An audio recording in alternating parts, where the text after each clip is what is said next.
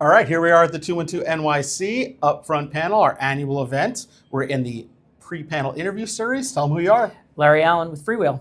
Amazing. So excited to speak with you, Larry. You all play such a key role in the ecosystem. But before we get into it and chop it up on that type of stuff, let's talk about content. The Newfronts are all about content. What's the slate? What's going on? What are people going to want to watch? And more importantly, what advertisers want to buy? But I want to know what's on in your house. What are y'all watching?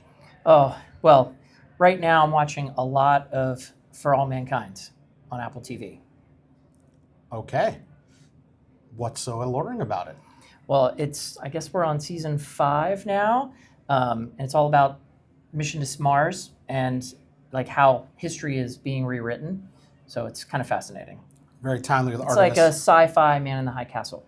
Perfect. There's the synopsis, this distillation. So our community started out digital. Now we're much more holistic. FreeWheel is also bridging this gap between the traditional linear world and the modern video everywhere world. What's what's your take on Newfront versus Upfront? Do you have a perspective on how these things are different or compare and contrast? Well, I think this year they were more similar, or will be more similar, because a number of the new fronts included a lot of content conversations. They also talked a lot about data and outcomes, which we have started to hear about in last year's Upfront and even maybe a few years ago. And so I do think they're starting to come together as what were once startup companies that were in the new fronts are now very mature, large businesses. Yeah, amazing.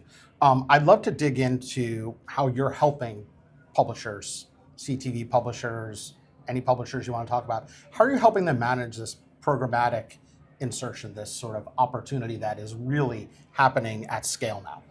Yeah, I mean, as the core ad server and SSP for the largest percentage of premium video ecosystem, we're really helping them obviously manage their direct sold business, but also get access to demand in the programmatic ecosystem, and in many cases drive demand through either our demand team, who's out bundling deals, doing curation, or through our DSP buyer club. We have a lot of people who might be new to the word curation. Would you unpack it for them real quickly? Sure. So curation is really about a publisher or advertiser being able to aggregate supply that's being made programmatically available, including audiences. So you can take supply from multiple publishers, curate it with an audience, and then make that available to an agency's DSP or trading desk. Fantastic. It's very, very popular hot space right now. Thanks for helping our people know it even deeper.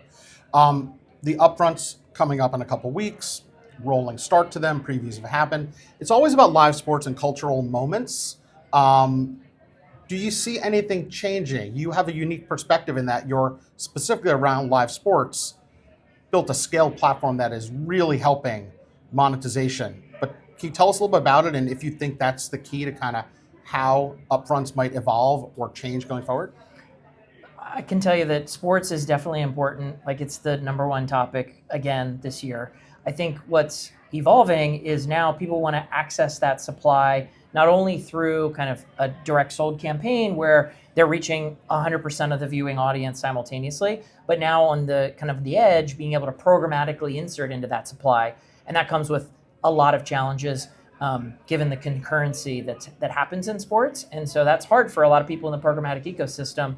And FreeWheel is taking a leadership role to really ensure that we're not impacting the consumer experience, we're driving yield for the publisher, and getting the right advertiser into the spot at the right time.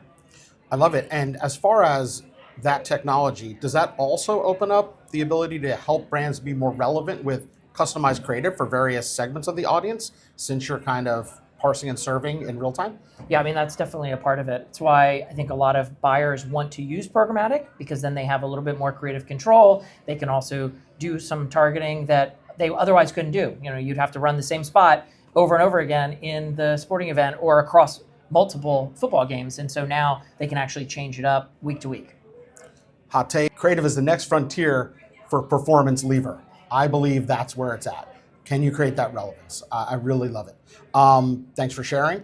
What do you see kind of on the horizon? Will we be in this live sports zone, if you will, for several more years? Does the Netflix kind of cultural ascendancy start to rival that, or is sports running away with it forever?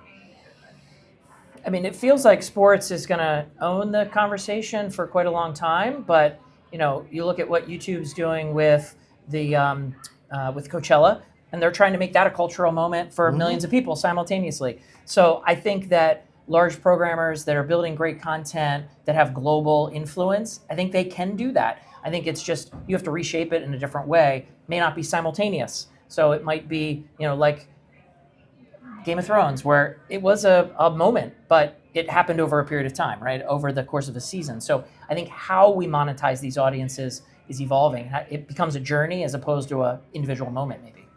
I like that. Let's unpack that one more question. Is this the sketch to storytelling?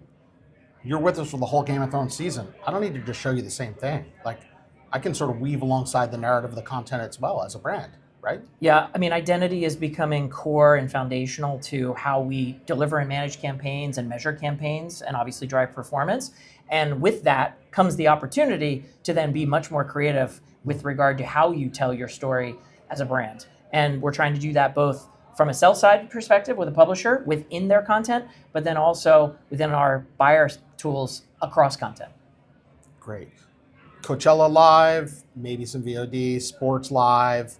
Sports also has interesting shoulder content. Are you all doing anything that's helping tie together that consumer and the fandoms that they exist in around sports? I mean, we were just in an announcement with our friends at Genius Sports, and they track fans of all games. And so we're integrating that data into our marketplace so that buyers and sellers can think about the fan and then what other attitudes or attributes of those consumers are important for their brands or clients. So fandom is absolutely important. When you tie that to great content, you can extend beyond sports, which is, I think, really important for a number of these programmers who have, a sport moment, but then they have a whole bunch of other content that they need to monetize. If you identify a fan of a sport, and then you can remarket to them across other pieces of your content, that's very powerful. Wow, and that was a kismet moment. I had no idea about this announcement. We don't do plug and play here. Let's wrap it up. Predictions. What do you see happening in this year's Upfront? Any thematics you expect to emerge or have heard about in the pre-meetings and the prep meetings? Well, the Upfront is going to happen. Like last year, that was a question, was the Upfront dead? And I think it's here, and I think they're going to be important. I think as we look at the titanic shift of these big platforms, I think the large programmers have to step up and show differentiation, and I think the Upfront is a really great way to do it. With that, we're going to send Larry onto the panel. Thanks for tuning in. Thanks for joining us. Thanks for having me. Pleasure.